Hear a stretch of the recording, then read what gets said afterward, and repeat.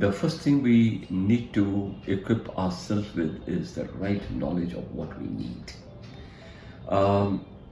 And thereafter we need to implement it. And this has to be on a more or less regular basis. Let's come to the fundamental thing. There has been a major shift in our eating habits in the last 50 years. Especially, I'll focus from the 21st century.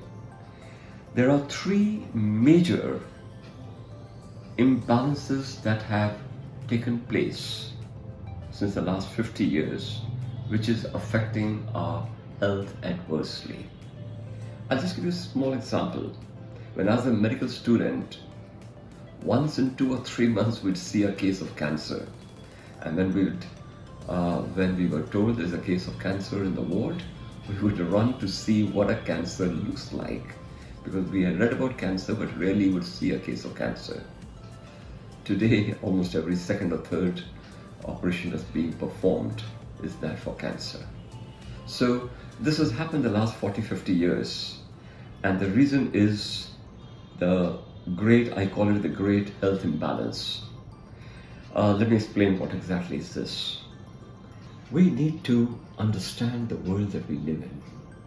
The present world that we're living in, there are three important factors which cause an imbalance. I call it the great health imbalance.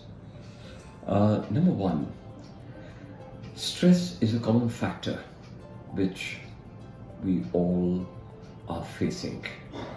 About 20 years ago, if I remember right, only 2 out of 10 women would get stressed out. Maybe 5 or 6 men out of 10 would get stressed out. Right now, I rarely find a person not stressed out. Whenever I take a history of stress, I find almost everybody stressed out.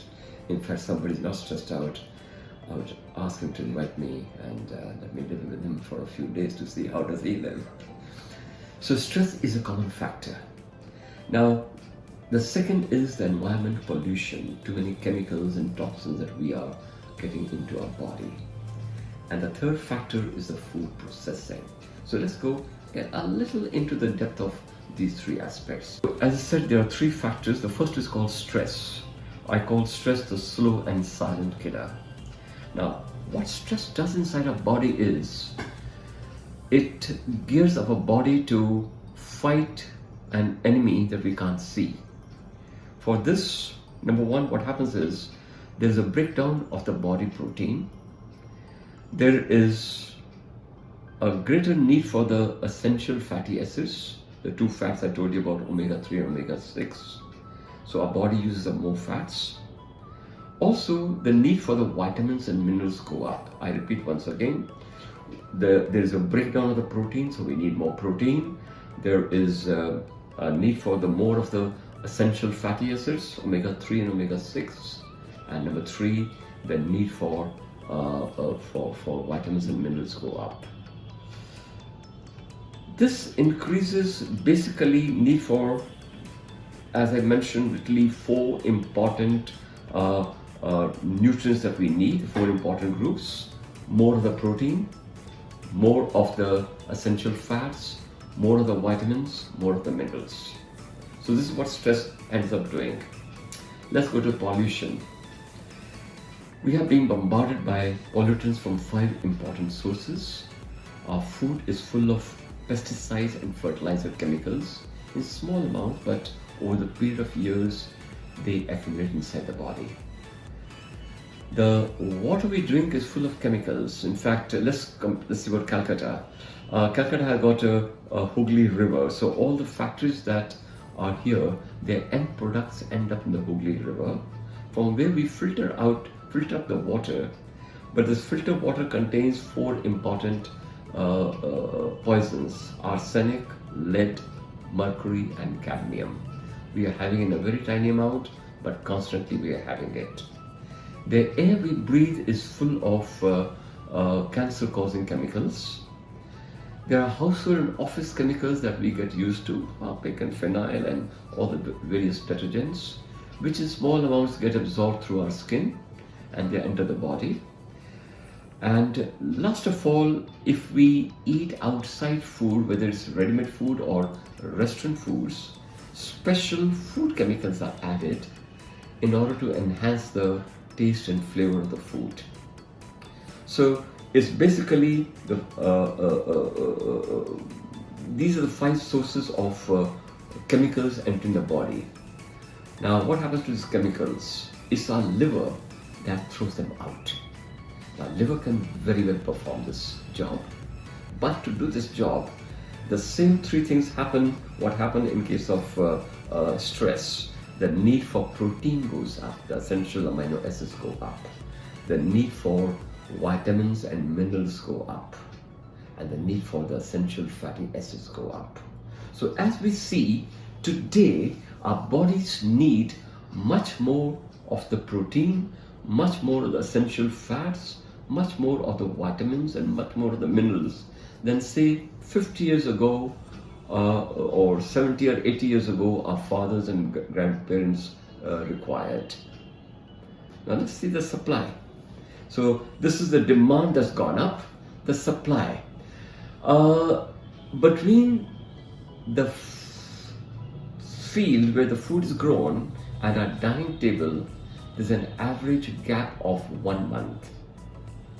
So food for it to reach our dining table can take up to 1 month, sometimes more. To make sure that the food remains well, most of the food is processed, and anything from 60% to 95% of all these essential fats, vitamins and minerals are taken out. So what we get is a badly depleted food. So one side the demand has gone up, other side the supply has come down. Now this gap, which is basically because of the gap of the nutrients, is what is causing all the illnesses. What's the answer? Simple. Take these nutrients. But from where?